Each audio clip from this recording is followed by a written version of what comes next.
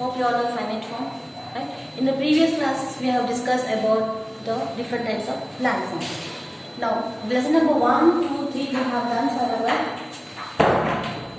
quarterly examination. Now, the first chapter is about the mass, and second chapter about the latitudes, and third chapter is about different types of landforms. Now, the fourth lesson it is one of the most important landform, that is about the northern mountains.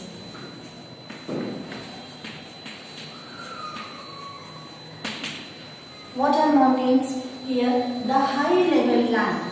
The high level land, which is more than 600 meters, is known as mountains. More than 600 meters. And these mountains are covered with the snow throughout the whole year. And these landforms will be having the high sea level of land. And here we can able to observe the peak. Right? Now moving to the lesson, here we have a few learning objectives of the northern mountains. In the previous chapter, about how many landforms we have discussed, there are 4 important landforms. That is mountains, hills, plains, plateaus, and about the different water bodies also we have discussed. Now this chapter is very new for you. Here we will read in detail. Now what are the learning objectives of this lesson? Now, learn about the northern mountains. So, we are going to read about the northern mountains in this lesson. Find about the Himalayan mountain range. Discuss the climate of the northern mountains. Learn about the plants and animals found in the northern mountains. List the states which lie in this region. So, discuss the life of the people in the northern mountains. So, about these all things we are going to discuss in detail. Now, here I am drawing the rough picture of the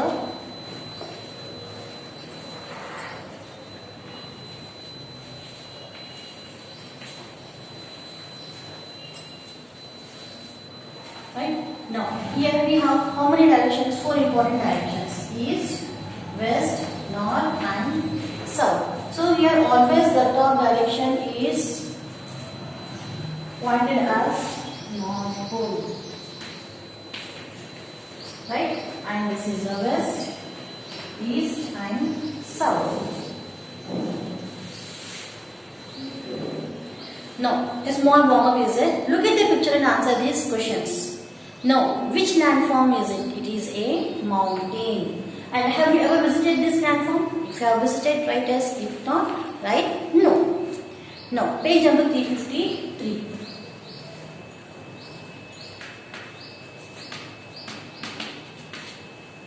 Page 353. Look at the picture given on the right. It is a red panda. This animal is found in the Himalayas. You know that the Himalayan mountains are covered with snow for the most of the time of the year. So here, these Himalayas are covered with the snow throughout the whole year. In the north direction, here we have the Himalayas. The temperature is usually freezing there. Now here when we are moving away from the equator or moving away from the line which is dividing the whole earth into 2 equal parts. When we are moving away from this equator, the temperature will decrease. So it will change into a cool temperature. So in the north direction here we have the completely cool climate where even the mountains are also covered with the snow. Despite the low temperature, many animals and plants call these mountains their home. Here few animals will be there who are completely habituated to live in the cold climate. So such animals, they used to call that place as their home. How we protect ourselves and how we call our home, this home, that home. In the same way here also, the mountain areas, the Himalayas are called by the animals or the plants, they call it as a home. Then about the northern mountains. The northern mountains include the Himalayas, Karakoram and the northeastern mountain ranges. A group of mountains that are close together is called a mountain range. So here we don't have only one particular mountain meta. Here we have the more number of mountains which are joined to each other. where they are very close to each other. That we call as a mountain ranges. Mountain ranges. Now the Himalayas is the highest mountain range in the world. They stretch from Jammu Kashmir in the north to Arunachal Pradesh in the east. Now here we have the east direction and this side we have the north direction. Now from the north direction, from Jammu Kashmir to Arunachal Pradesh in the east. Till here we have the Himalayan ranges, nothing but the mountain ranges, where the mountains are attached to each other. They are like in the form of chain. Right? How will we be having the chain?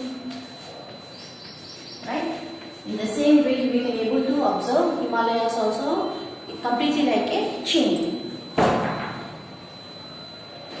So the northern mountains have high peaks which remain covered with snow throughout the year. High peak is nothing but here the sharp area. Right? Here again we can able to see one more mountain. Here lies the Mount Everest, which is the highest peak in the world. Here we can able to locate to see the highest peak of the world, that is Mount Everest. Right? Mount Everest is the highest Everest in the world that lies in the Himalayas.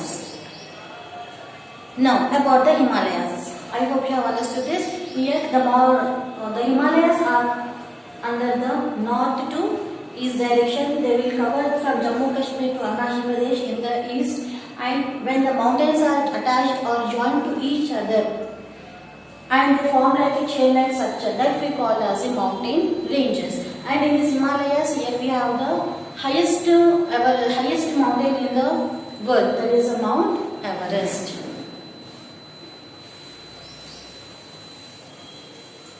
And throughout the whole year, these mountains are covered with the snow. Now, we'll move to the Himalayas. About Himalayas. Now, the word Himalaya means abode of snow. So, Himalayas, the Himalaya meaning is abode of snow. I request you to please underline this word with the pencil. The Himalayan ranges consists of 3 parallel ranges. So here the abode of snow is again dividing into the 3 parallel ranges of mountains. The first one is Greater Himalayas,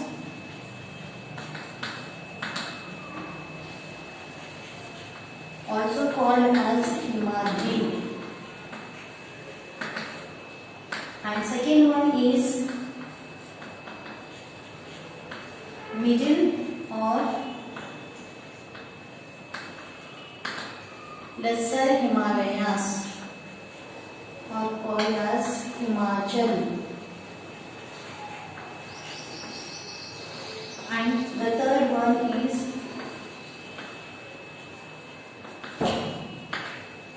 the Outer Himalayas, or Shivalik. Here the meaning of Himalayas is abode of snow, and again they are parallel to the 3 important ranges. They are first one is the Greater Himalayas, which is also called as Himadri, and the second one is Middle or Lesser Himalayas, called as Himachal, and the Outer Himalayas, also called as Shivalik.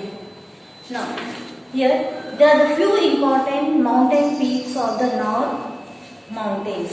Here in your textbook page number 354, here we have the name of the important peaks and height. The first one is Mount Everest. Its height is 8,848 meters. And here Mount Godwin Austen, that is also known as K2, that is 8,611. Kanchenjunga 8,586 meters. Annapurna 8,091 meters. And Nanda Devi 7,860 meters. So here these are the important five important peaks which we are able to observe in the northern mountains of our country. So here the Greater Himalayas. The Greater Himalayas also known as the Himadri. This is the Greater Himalayan range is the northernmost and the highest range of the Himalayas. So these are the highest mountain ranges in our country. The peaks of these ranges are always covered with snow. Therefore, they give rise to a number of glaciers. What is a glacier here? The change of ice into water. Here, when the mountains are covered with the snow, now due to in the presence of sunlight or the sunrays are falling on these mountains, they will change into a small water form, and the change of snow or ice into water is called glaciers. Slowly they will come down and they will change into the water.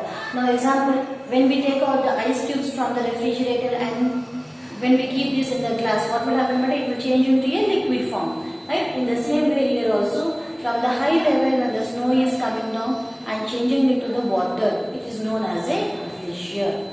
So glaciers are slow moving rivers of ice. Now several rivers such as Ganga, Indus and Yamuna originate from these glaciers. The rivers Ganga and Yamuna originate from Gangotri and Yamunotri glaciers respectively. Here the important rivers of our country, the river Ganga, how we have the national bird, peacock, national animal, tiger, national tree, banyan tree. In the same way, river Ganga is also called as our national river. Our national river is river Ganga and it is the longest river in the India. And here from these glaciers, two important rivers are originating, that is river Ganga, river Gangotri and Yamunotri. So this glacier is also called as Gangotri glacier or Yamunotri glacier. Hope we have understood this. This is nothing but glacier, nothing but change of ice into water. And here we have the two important glaciers, that is Yamunotri and Gangotri. Now about the middle or the lesser Himalayas. The middle Himalayan ranges is situated towards the south of the Greater Himalayas. The south. Now here we have the Himadri. For every place here we have the four important directions: east, west, north and south. Now for the Himadri here in the south direction, here we have second Himalaya, that is the middle or the lesser Himalayas. This range consists of forests covered with the mountains and fertile valleys. And here also in this Himalayas we can able to observe the fertile valleys. So here continuously due to the flow of water, the land is completely changing to a fertile. Here most of the mountain regions are covered with the alluvial soil which is very fertile. So due to the continuous flow of water from there, this all valley water or the flow of water will carry the important nutrients and which will be helpful for the people to grow the more number of crops. A valley is a low-lying area between the two hills or mountains. Already in the previous lesson we have discussed. Now, a small valley which is forming in between the two hills or mountains is known as valley. The Pir Panjal and the Dhauladhar are the important ranges of the Himachal. How we have the Yamunotri and Gangotri in the Greater Himalayas, here also we have Dhauladhar and Pir Panjal are the important ranges of Himachal. Now, some of the major valleys such as Kangra and Nainital lie in this region, while Mussoorie, Shimla, Darjeeling, Kulu and Manali are some of the famous hill stations of the middle Himalayan ranges. So here along in the first place in the Himalayas, here most of the people will visit during the summer season. As season changes, people will move from the South India to North India to enjoy the weather. Right? In the same way here, many hill stations are there which can be visited by many tourists, not only from our country but from across the whole world. Many of the visitors will visit our country. So Now moving to the third Himalaya, that is the outer Himalayas. The outer Himalayan range is the southernmost range of the Himalayas. It is also the lowest range of the Himalayas and receives heavy rainfall. Here we have the Shivaliks, and here we can able to observe. Here in the Himadri there is a snowfall throughout the whole year, and the Himachal, the second level, here the land is very fertile, and in the third one, in the Shivalik, there is a heavy rainfall throughout the whole year. So the Terai region is found at the foothills of this region. This range is covered with the thick deciduous forest. So here, due to the heavy rainfall throughout the whole year, and there is a very good fertile land, and because of this we can able to see the more number of trees which are in different forms, and here the area is completely evergreen. Why it is evergreen? Because throughout the whole year there is a rainfall and there is a chance of growing the more number of plants. Hope you have understood this. Here, please go through the page number 353 and 354. Right? Now about the climate, natural vegetation, and about other topics we will do in the next class. Okay? Thank you.